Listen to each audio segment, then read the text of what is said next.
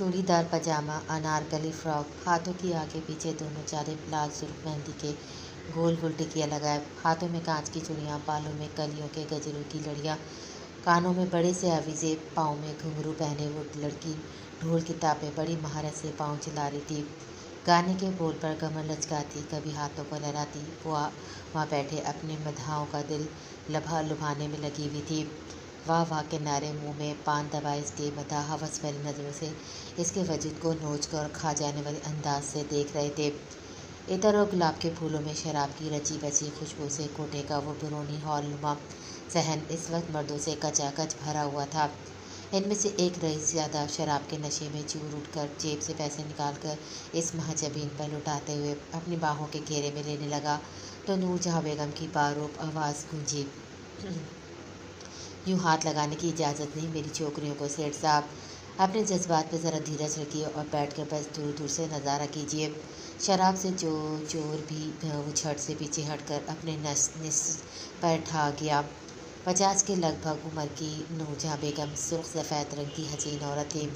तंग चुस्त कमीज़ पहने हुए, होठों पे लाल सुर्ख लैब लिपस्टिक, गालों पे गुलाबी ब्लश, हाथों में सोने के कड़े और चूड़ियाँ, दोनों हाथों की सारी उंगलियों पे अंगूठियाँ पहने, मुंह में पान डाले। पहले इसने उंगलदान में पान थूका, फिर इस शख्स को लड़की से अलग होने का हुक्मनामा जारी करके आराम से बैठ गई। ढोल की थाप पर नूरजहाँ के पाँव हिल रहे थे, आंखें और भंवर भी नाच ही रहे थे। गाने के सुरों को वो होठों से गुनगुना रही थी।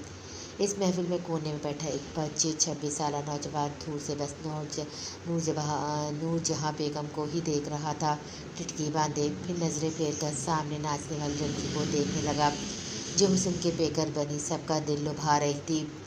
इस उम्र में नूरजहाँ का हुस्न होश उड़ाता था। बालों के जोड़ों में कई मोतियों की कलियां लटक रही थी।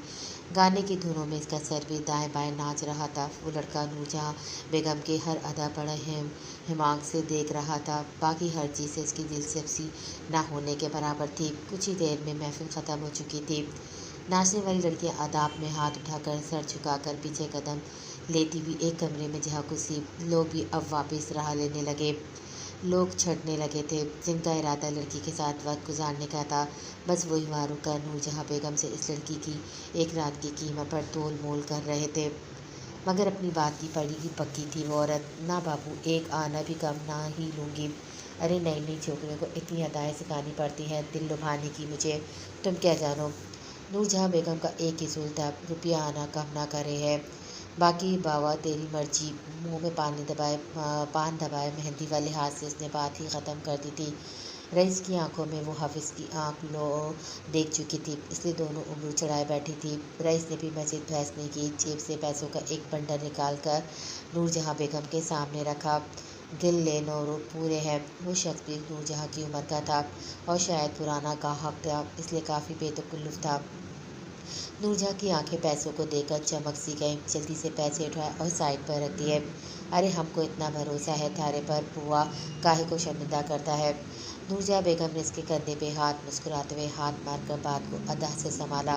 फिर इसके कुछ करीब होकर राजदाना अंदाज से बोली, यही इंतकाम कर दूँ या कहीं और ले जाओगे मेरी चमेली को। नूरजहाँ ने पान चबाते हुए कमीनगी हंसी हंसकर पूछा, साथ लेकर जाऊंगा, कल छोड़ जाऊंगा नूरू। वो आदमी नूरजहाँ के गाल पे अपनी उंगलियां रखकर बोला। नूरजहाँ ने इसका हाथ झटका, हट रे कमीने, शराब का नशा ज़्यादा ही चढ़ गया तुझ पे, चल अब जा। वो रहा दरवाज़ा मेरी चमेली का। एक दरवाजे की तरफ इशारा करके नूरजहाँ ने से उठने की राह दिखाई। लड़खड़ाता हुआ वहाँ उठकर सामने लाइन से बने कई कमरों में से एक के अंदर घुस गया। बाकी सब जा चुके थे सिवाय इस एक लड़के के जो पिछले 1 महीने से वहाँ आ रहा था, मगर चुपचाप जब तक मुजरा चलता रहता वो बैठा रहता, आखिर में उठकर वापस चला जाता, लेकिन आज वहीं मौजूद था। नूरजहाँ ने एक बारीक नज़र इस नौजवान पर डाली, फिर उगलदान में पान की पीक फेंक कर इसे उंगली से अपनी जानिब आने का इशारा किया। वो लड़का खासा खुश शक्ल था, मगर हुलिया कुछ बिखरा बिखरा था। शेव बड़ी हुई थी, बाल बिखरे हुए, काली सी पैंट शर्ट पहने, एक हाथ में छोटा सा काला बैग थामने वो अपनी जगह से उठकर नूरजहाँ बेगम के सामने बैठ गया। आज वापस नहीं जाना तूने बुआ। नूरजहाँ ने अब पीछे रखे पैसों के बंडल को पकड़े तेज़ी से हाथ चलाते गिनने लगी। आज जेब में पैसे लाया हूँ। लड़के की बात पर नूरजहाँ के मदर हाथ रुके। फिर इस लड़के को दोबारा से तनकीदी नज़र से देखा। देखने में वह कहीं से नवाब और रईस अमीर ज़्यादा नहीं लग रहा था। कुछ ताफ़ुक के बाद नूरजहाँ ने पूछा, अच्छा तो रात गुजारनी है तूने? देख बुआ, अभी वाली का सौदा हो चुका है, लेकिन बाकी की भी किसी से कम ना ही है। बस नूरजहाँ बेगम पैसों में तोल भोल नहीं करती। वो हतमी अंदाज से हाथ हिलाकर बोली, रात नहीं, हमेशा के लिए चाहिए। रोई रोई आंखों से वो लड़का बेबसी से मुश्किल बोला था, मगर नूरजहाँ को तो गोया सांप सूख गया था। कुछ देर तजुब से होकर इसे देखने लगी। देख लड़के, मेरा घर तो ये छोकरियाँ ही चलाती हैं, हमेशा का सौदा नहीं कर सकती मैं। नूरजहाँ ने मतफाना अंदाज से कहा, मैं अपना सब कुछ बेचकर बहुत सारे पैसे लाया हूँ। बस एक छोटा सा मकान ही बचा है मेरे पास। नूरजहाँ की आंखें फिर से चमकी। कहीं मोहब्बत का चक्कर तो न है बाबा? वो ही है, बहुत मोहब्बत करता हूँ, इतनी कि अब वो रह नहीं सकता, इसलिए अपनी कलमिता बेच कर आया हूँ।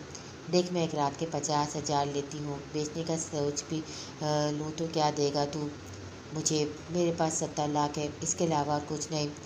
नूरजहाँ के मुंह में पानी भर आया था। अच्छा चल बोल, कौन है वो लड़की? गुलाब, कली, नरगिस, सदाबहार, रानी। वो उंगलियों में गिनने लगा। आप। लड़के के अगले जुमले ने गोया नूरजहाँ के होश उड़ा दिए थे। चेहरा गुस्से से सुर्ख हुआ। एक जोरदार थप्पड़ था जो जाजिम के मुंह पर पड़ा था। पांचों उंगलियां इसके गाल पर अपनी छाप छोड़ गई थी। जीन्स की पैंट के साथ स्लीवलेस स्काई ब्लू कलर की शर्ट खुले शोल्डर कट बालों में वो अपनी धुंधिया रंगत और खड़े नकूश में सब दोस्तों से मुनफरिद सी लग रही थी। Guys, let's start truth and dare. Haya Salman ने अपना एक उबरू चढ़ाकर बड़ी अदा से कहा। इस वक्त यहाँ रेस्टोरेंट में? Haya, are you all right? Truth तो समझ जाता है, पर डेयर करने के लिए क्या है यहाँ? हया के सामने बैठी इकरा ने जूस पीते हुए हैरत से पूछा। हया सलमान कहीं भी कुछ भी कर सकती है। चलो भी जल्दी करो, निकालो 5 का सिक्का। अगर चांद आया तो ट्रूथ और छपा आया तो डेयर। हया की बात पर सब लड़कियों ने अपने अपने जूस के गिलास साइड पर रखे और माही ने पर्स में से 5 का सिक्का निकाल कर उछाल कर टेबल पर फेंका। सिक्का घूम कर रुक कर गिर गया। छपा। सब लड़कियों ने खुशी से नारा लगाया। लास्ट टाइम हया की टर्न थी, हया डेयर करेगी। रामिन ने चहक कर कहा, ओके बताओ भाई क्या करना है? हया के मान जाने पर बाकी इसकी 3 दोस्तें सोचने लगीं। हाँ हया, अभी रेस्टोरेंट से पहले इंटर होगा, तुम इसके साथ चाय पीकर दिखाओगी, इकरा ने चुटकी बजाकर कहा। बाकी सब ने भी शरारती मुस्कुराहट से इकरा की तारीफ की। ये कौन सी शर्त है? हया ने आंखें दिखाई। तो ठीक है, मान लो हार और कहो बुलंद आवाज़ से, you don't know do the dare. Ramin ने कहा, no it's not a big deal. Okay let's see कि कौन आता है। सबकी नज़रें रेस्टोरेंट के बैरूनी दरवाजे की तरफ थी। हाय काश के कोई हैंडसम सा नौजवान आए, रामिन ने ठंडी आ भर कर कहा। सभी नज़रें जमाए देख रही थी, जैसे आँख झपकने से दरवाज़ा गायब हो जाएगा।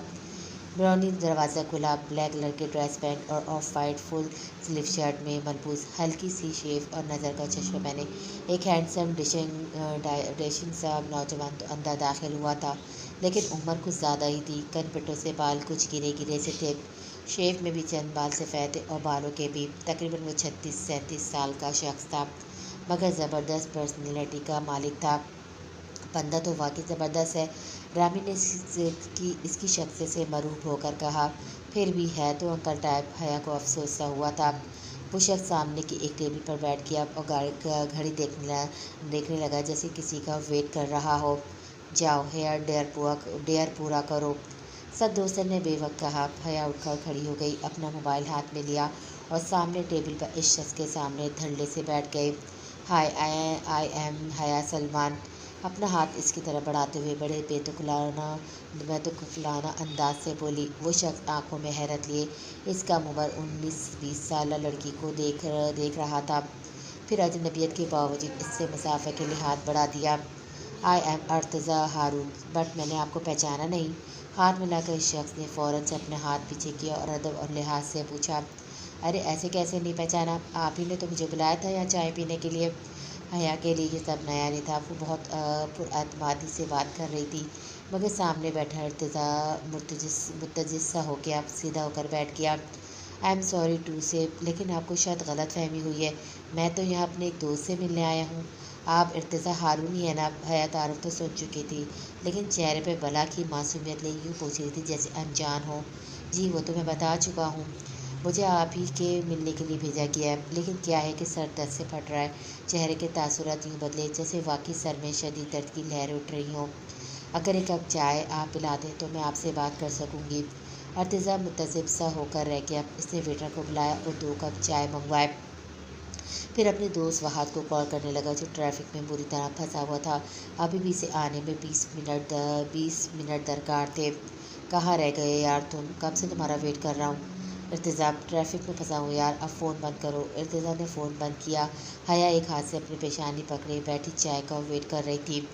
इर्तिज़ा के नंबर पर अब रुमान की कॉल आने लगी। हेलो बाबा, कब से वेट कर रहा हूँ आपका, कब आएंगे आप? बाबा की जान, मैं लेट हो जाऊँगा, आप खाना वक्त पर खा लेना। बाबा, आपने प्रॉमिस किया था कि खाना साथ खाएंगे। रोमी मेरी जान, आप खाना खा लो, बाबा को तंग मत करो।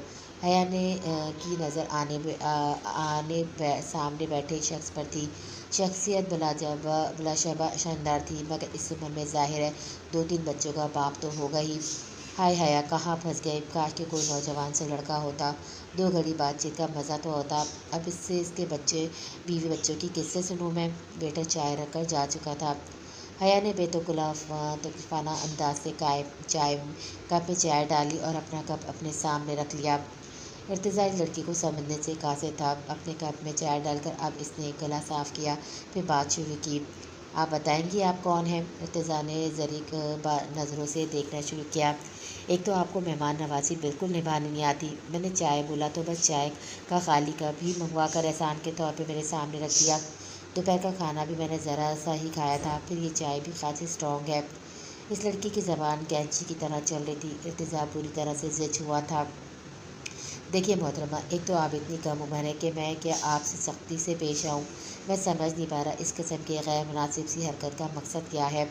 बिना पूछे आप यहाँ बैठकर एक अजनबी के साथ यूँ बेतकल्लुफ़ होकर चाय की फरमाइश कर रही हैं। It's really strange.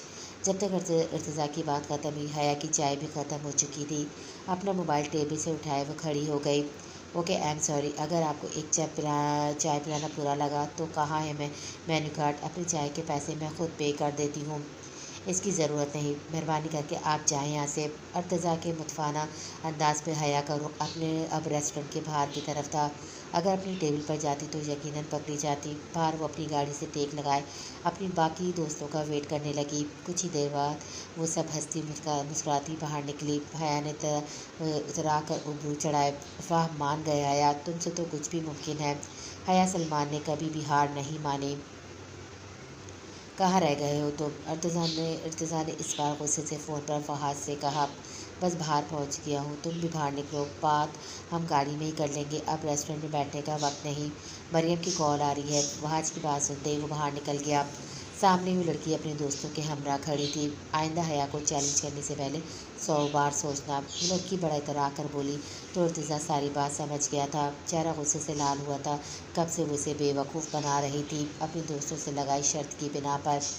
वो सीधा चलता हुआ हया के सामने खड़ा हो गया। मुन्नी, दीवार की मुंडेर पर चढ़ी सूबिया ने सर पे दुपट्टा जमा कर दाएं बाएं मोहतात नज़रों से देखा, लेकिन वो अकेली सैन में मौजूद थी, इसलिए उसे आहिस्ता से पुकारा ताकि आवाज़ कोई और न सुन ले। 15 साल मुनज़्ज़ा सहन में झाड़ू लगा रही थी। सामने दीवार पर नज़र पड़ते ही झाड़ू छोड़कर सूबिया के पास आ गई। सूबी बाजी, क्या है? मुनज़्ज़ा भी 2-4 सीढ़ियाँ चढ़कर दीवार के सामने इसके मुकाबिल खड़ी होकर बोली, ये ख़त शम्स को देना। सूबिया ने सरगोशी में कहा और एक रुका मुनज़्ज़ा को थमा दिया और ख़ुद नीचे उतर गई। दोपहर का वक्त था। इसकी अम्मा आराम के गर्ज से कमरे में जा लेटी थी और घर पे न बाप था न भाई, इसलिए सूबिया के लिए काम आसान था।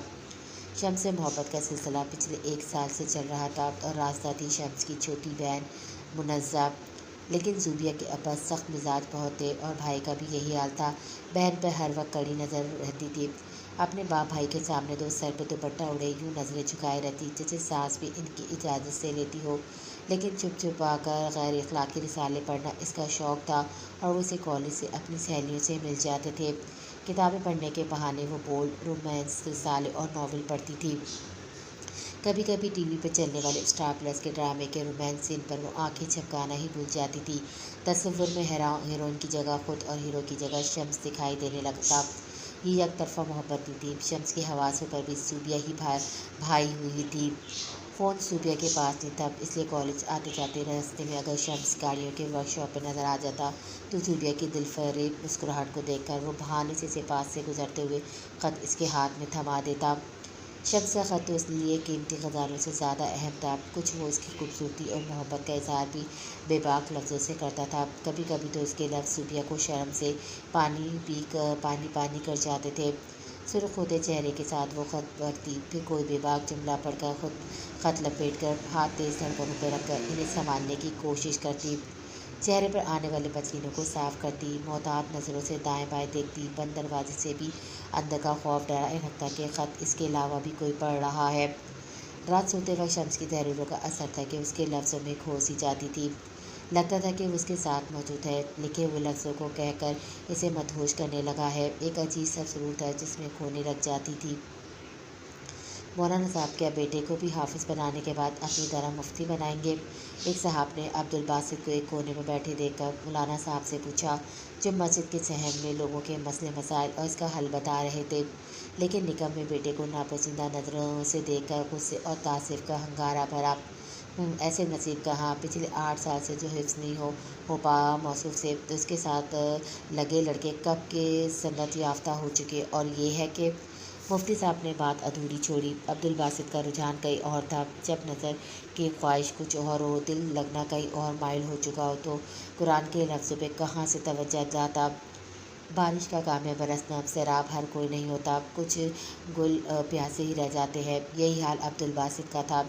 बाप दीन का सर चश्मा था, लोगों को हिदायत की बातें बताता था, और बेटे की ख्वाहिशें अलग थी। वो ख्वाहिश जो उमूमन इस उम्र के लड़कों को होती थी, शादी की। ज़रूरी नहीं कि मुफ्ती का बेटा भी मुफ्ती बने। अब्दुल बासित ये सोचकर ख़ुद को मुतमईन कर लिया। ये नहीं कि वो बदकार था, लेकिन शादी का ख्वाहिशमंद था। कुछ लोगों में ख्वाहिश जल्दी सर उठा लेती है। अब्दुल बासित का रुझान भी अपनी मुखालिफ जिन्स की तरफ ज़्यादा था। वैसे वो पंज वक्त नमाजी था, पेशानी पर सजदे की मोहर बड़ी गहरी थी, मगर आंखों की चोरी से ख़ुद को बास नहीं कर सका था। शायद शादी कर दी जाती तो ख़यालत मार्च भी बदल जाता। रात को अब्दुल बासित अपने दोस्तों में बैठा था, जो सभी तकरीबन इसी बेरहवी का शिकार थे। लाहौर की तंग गलियों, छतों के साथ मिली छतियों वाले घर के मकीनों में कहाँ कुछ पोशीदा रहता है। लड़के अपनी छतें फैलाते हुए एक दोस्त की छत पर इकट्ठे हो गए। आज रात बड़े बाजार चलेंगे, एक दोस्त ने आंख दबाकर खबासत भरी मुस्कुराहट से कहा। बड़ा बाजार ही कौन सा बाजार है? अब्दुल बासित नाफहमी से पूछने लगा। बाकी लड़के हंसने लगे। लो और सुनो, हमारे कारी साहब के अकलौते सपूत को बड़े बाजार का भी नहीं पता। अरे ऐसा शबाब है कि सब कुछ भूल जाओगे। जहाँ के दिन सोते हैं वहाँ रातें जागती हैं। बस रात के 1 बजे इसी छत पर इकट्ठे हो जाना। एक लड़के ने राजदारी से सारा मामला तय किया। गर्मियों का मौसम था, बाकी सब सहन में, और अब्दुल बासित छत पर सोने चला गया। घर में बस एक वाहिद लड़का था, बाकी लड़कियों की लंबी लाइन थी।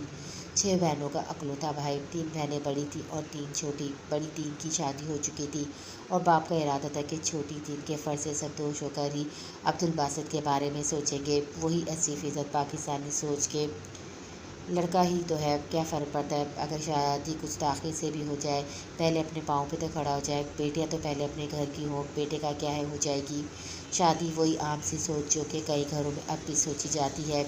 ये समझे बगैर कि लड़का शादी का ख्वाहिशमंद है, बल्कि इस ख्वाहिश में बेरावी अख्तियार करने की दरहुर है। रात को सब दोस्त इकट्ठे बड़े बाजार पहुँचे। वाकी जगमग करती रोशनियाँ दिन का समय बांधे हुए थी। हर घर से घुंघरू की झंकार सुनाई दे रही थी। दुकानों में कई इतर की खुशबू, गजरे, कलियाँ और पान की दुकानों पर रश जमा हुआ था। इंडियन पाकिस्तानी वाहियात गानों की धुनें मिलकर एक अजीब व गरीब का लाग बन गई थी। मुंह में पान दबाए कहीं दलाल अपने अपने कोठों के नीचे खड़े बोलियां लगाकर ग्राहक को हाथ से न जाने देने की पूरी कोशिश में लगे पड़े थे। अब्दुल बासित के लिए सब कुछ नया नया था, इसलिए हर चीज़ को फटी फटी नज़रों से देख रहा था। 24 बरस का हो चुका था, मगर दिल में खौफ बहुत था। दिल सीने में किसी खौफजदा परिंदे की मानद फड़फड़ा रहा था।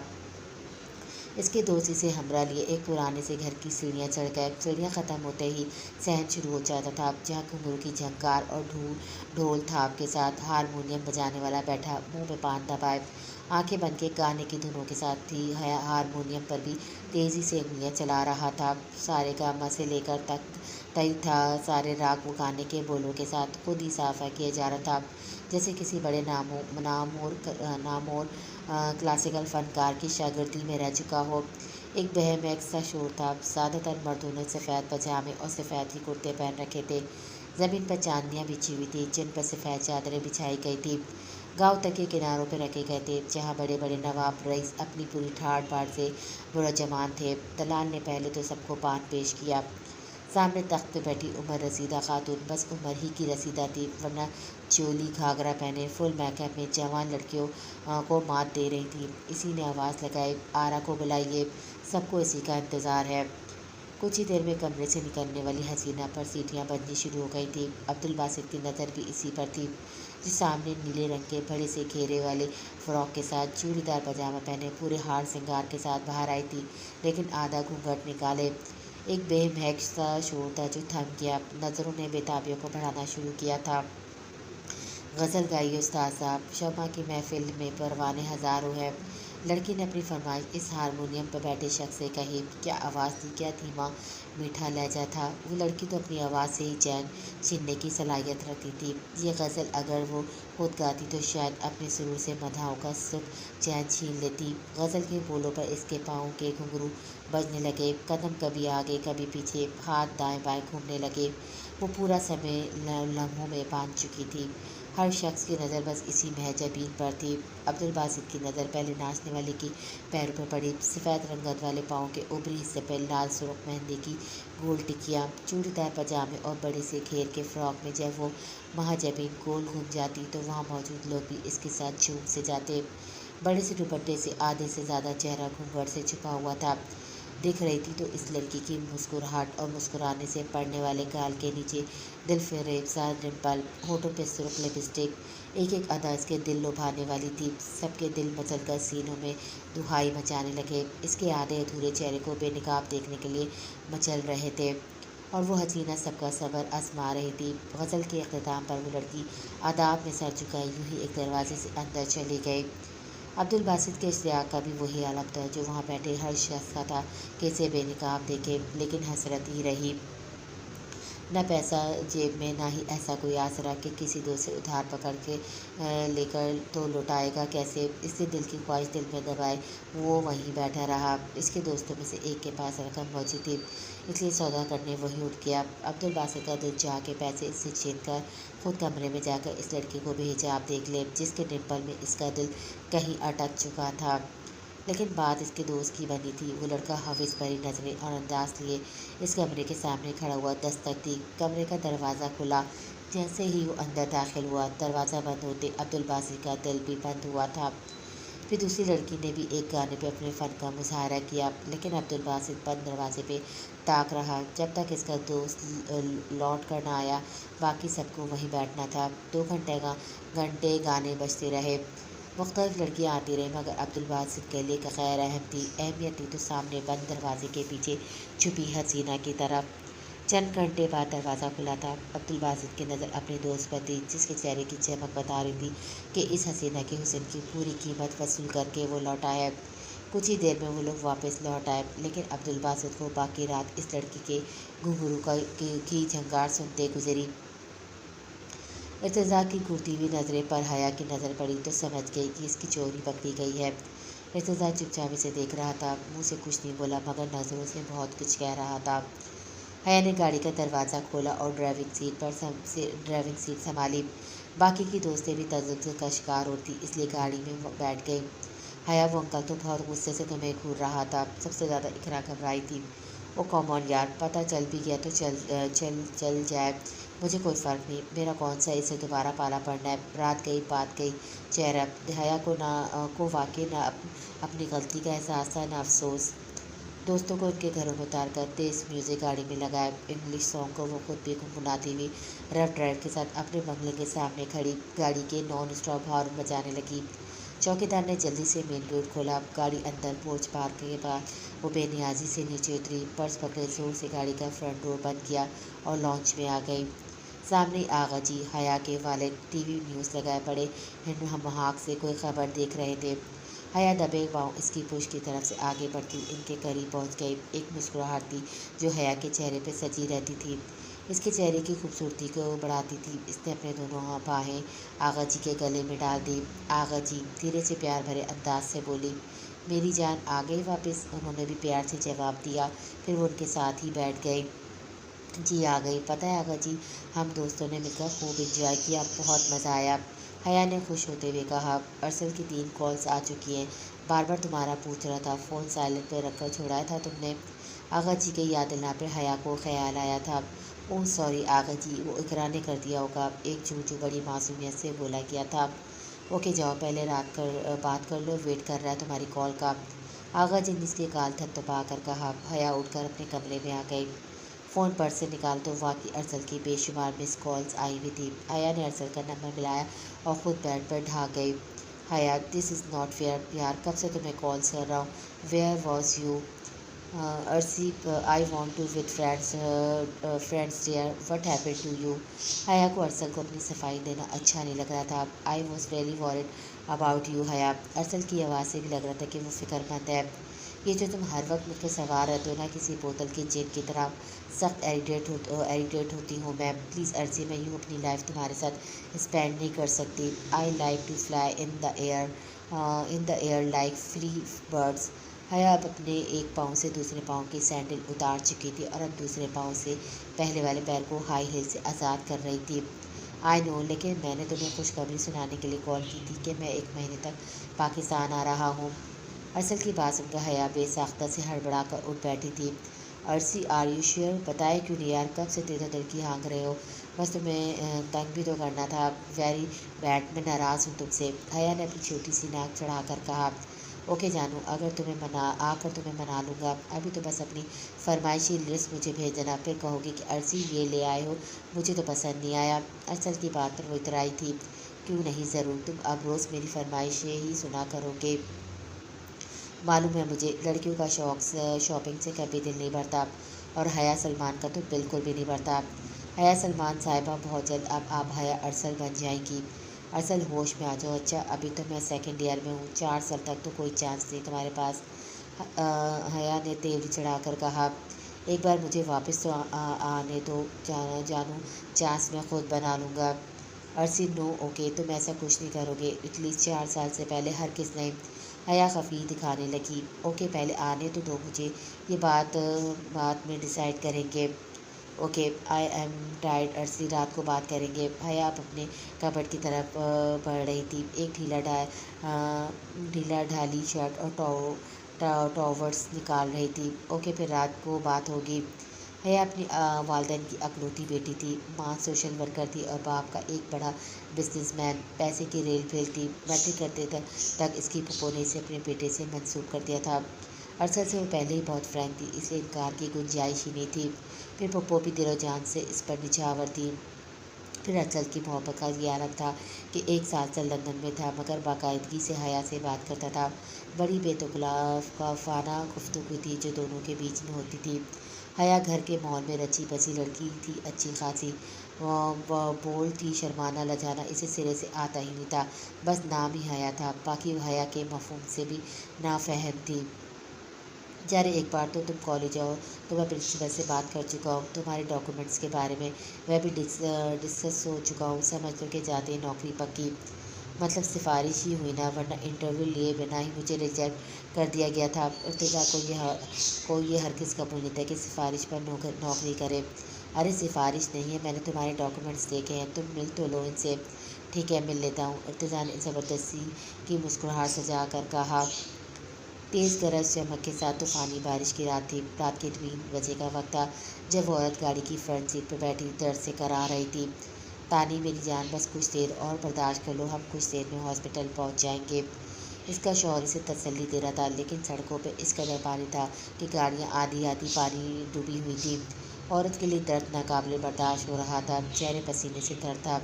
गाड़ी की सीट को कस के पकड़े हुए सबर के लम्हों से गुजर रही थी। इसका शौहर हद दर्जा परेशान था। बाहर तूफ़ान ऐसा था कि रहने को तैयार नहीं था, रुकने को तैयार नहीं था। गाड़ी का इंजन तक पानी में डल चुका था। जहाँ वो था वहाँ गाड़ियों का ज़्यादा रश नहीं था, ना होने के बराबर ट्रैफिक थी। अब वो अपनी गाड़ी से उतरकर लोगों से मदद मांगने लगा, लेकिन सबको अपनी पड़ी थी। कोई साथ लगकर इसी गाड़ी पानी से निकालने को तैयार नहीं हो रहे थे। वो कभी भाग भाग कर एक एक से मदद तलब करता, कभी खुद ही गाड़ी को धकेलने की कोशिश करने लगता। घुटनों तक वो पानी में डूबा हुआ था, पूरे कपड़े बारिश से भीग चुके थे, लेकिन फिक्र अपनी बीवी की थी जो सिचकी की तकलीफ से बेहाल हो रही थी। कभी वो फ्रंट डोर करके खिड़की से इसे तसल्ली देता, मगर इसकी गैर होती हालत के पेश नज़र इसने गाड़ी लॉक की, अपनी बीवी को गोद में लिए पैदल ही किसी करीबी हॉस्पिटल में ले जाने लगा। 15-20 मिनट की मसाफत पर एक छोटा सा हॉस्पिटल इसे नज़र आया, इसी में उसे ले गया। हॉस्पिटल के स्टाफ ने फ़ौरन से इसे स्टेशन पर लिटाया। एक लेडी डॉक्टर चेकअप की और नर्स को कहा वो खातून को लेबर रूम में ले जाए। वो डॉक्टर खुद भी साथ चली गई। घड़ी की सुइयां सुस्त रवि से चल रही थी। आधे घंटे के सब्र आजमा होकर इस शख्स ने वक्त गुजारा था। एक एक लम्हा बीवी बच्चे की ज़िंदगी की दुआएं मांगी थी। लेबर रूम का दरवाज़ा खुला। अल्लाह ने आपको बेटे से नवाजा है, लेकिन डॉक्टर के चेहरे पर खुशी के रंग की बजाय अफसुर्दगी थी। इस शख्स की जान पर बनी हुई थी। वो तेज़ी से डॉक्टर के पास पहुंचा था। लेकिन क्या डॉक्टर, तानिया तो ठीक है ना? मेरी बीवी जी she is no more. Doctor ने पल में इसे मौत के घाट उतारा था। फटी फटी आंखों से वो डॉक्टर को देख रहा था। तानी, वो ज़ोर से चिल्लाया था, चेहरा पसीने से शराबुर था।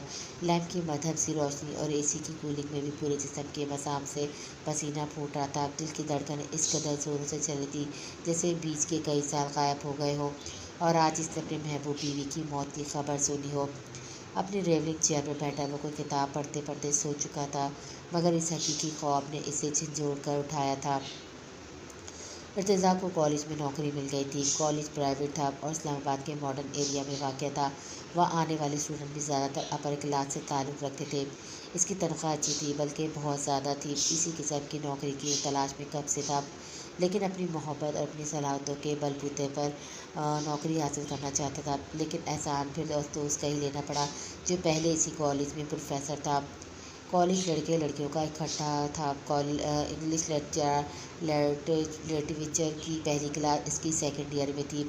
क्लास में दाखिल होते ही शोर मचाते स्टूडेंट खामोशी से बैठ गए।